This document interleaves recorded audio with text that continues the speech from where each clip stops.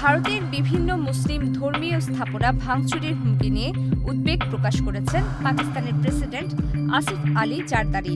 তবে তার এই বক্তব্যকে পুরোপুরি প্রত্যাখ্যান করে ভারত এই অভিযোগকে ভিত্তিহীন, অযৌক্তিক এবং রাজনৈতিক উদ্দেশ্য প্রণোদিত বলে অভিহিত করেছে। পাকিস্তানের প্রেসিডেন্ট আসিফ আলী জারদারি ২০ জুন শনিবার সামাজিক যোগাযোগ মাধ্যম এক্সে একটি পোস্ট করেন।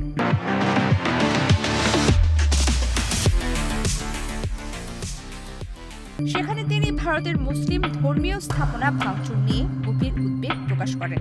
তিনি বিশেষভাবে ভারতের উত্তর প্রদেশের বারাণসীর প্রায় ১০০০ বছরের পুরনো ঐতিহাসিক মসজিদ ই গাঞ্জে শাহিদা ভাঙার হুমকির কথা উল্লেখ করেন। জারদারি ভারতকে অবিলম্বে এসব কর্মকাণ্ড বন্ধ করার আহ্বান জানান।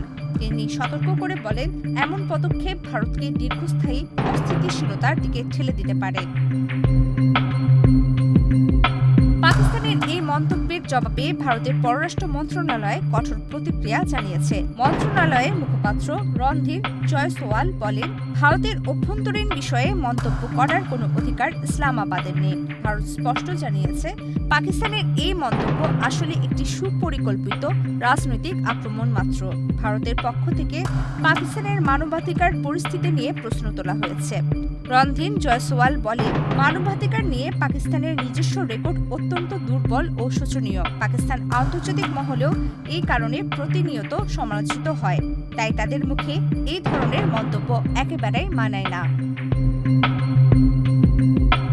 ভারত আরও মনে করিয়ে দেয় যে পাকিস্তানে দীর্ঘদিন ধরে ধর্মীয় সংখ্যালঘুদের উপর পদ্ধতিগতভাবে নিপীড়ন চলছে।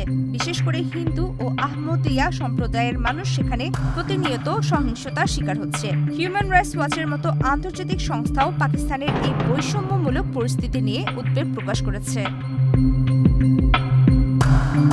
নয়াদিল্লি সাফ জানিয়ে দিয়েছে, পাকিস্তানের এই বক্তব্য তাদের নিজস্ব ধর্মান্ধতা এবং ঘৃণার নীতির প্রতিফলন। ভারতের অভ্যন্তরীণ বিষয়ে ইসলামাবাদের হস্তক্ষেপ করা বন্ধ করা উচিত। ভারত সবসময় পাকিস্তানের এই ধরনের অযাচিত মন্তব্য প্রত্যাখ্যান করে আসছে। প্রমিতি কিবরিয়া ইসলাম, বাংলাদেশ প্রতি।